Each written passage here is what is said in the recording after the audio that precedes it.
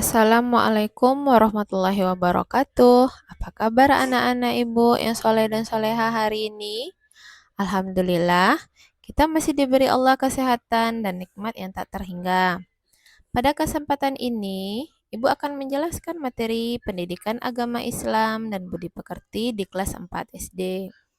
Terlebih dahulu, marilah bersama-sama kita membaca doa sebelum belajar. Bismillahirrohmanirrohim. Rabbi zidni ilman warzuqni fahman. Amin. Semoga Allah membukakan hati dan pikiran kita untuk menerima ilmu pengetahuan.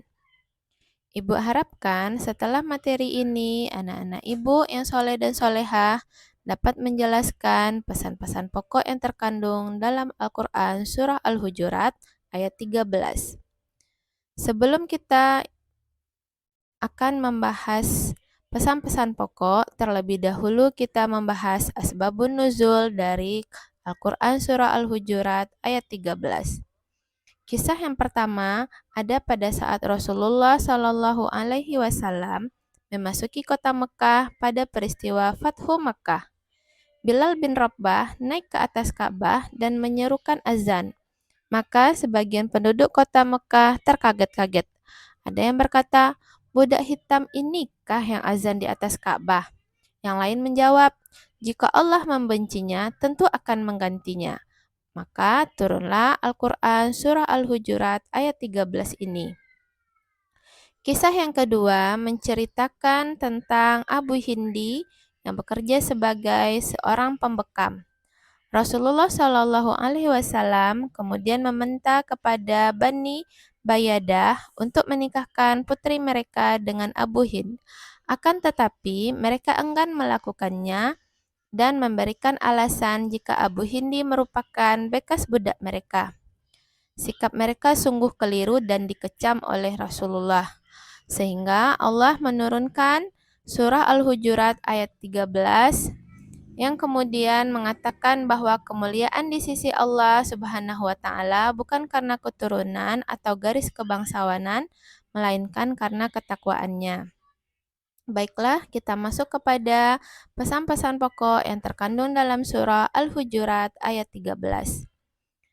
Wahai manusia, sesungguhnya kami telah menciptakan kalian dari seorang laki-laki dan seorang perempuan, yaitu manusia pertama yang diciptakan oleh Allah adalah Adam dan Hawa.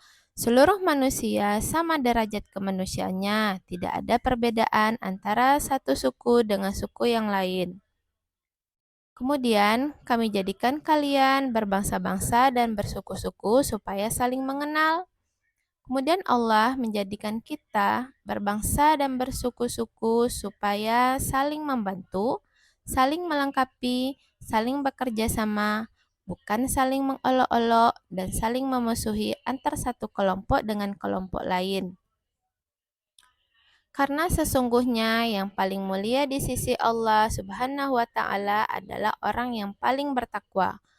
Allah Subhanahu wa taala tidak senang terhadap orang yang menampakkan kesombongan dengan keturunan, kekayaan, atau kepangkatan. Karena sesungguhnya orang yang paling mulia di hadapan Allah hanyalah orang yang bertakwa. Karenanya, ibu harapkan anak-anak ibu berusaha untuk meningkatkan ketakwaan supaya menjadi orang yang mulia di hadapan Allah Subhanahu wa taala. Sesungguhnya Allah Subhanahu wa taala Maha mengetahui lagi Maha teliti. Sesungguhnya Allah mengetahui segala sesuatu, baik yang tampak maupun yang tersembunyi. Allah Maha teliti sehingga tidak ada satupun perbuatan manusia yang terlewat dari pengetahuannya. Di tengah keragaman itu, maka manusia diminta untuk saling berlapang dada dan bertenggang rasa. Manusia sebagai wakil Allah Subhanahu wa taala di atas bumi mendapat mandat untuk mengelola dan menjaga kelestarian planet. Dalam rangka itu, manusia harus menciptakan suasana harmonis dan damai. Hanya sampai di sini materi hari ini. Ibu ucapkan terima kasih. Wassalamualaikum warahmatullahi wabarakatuh.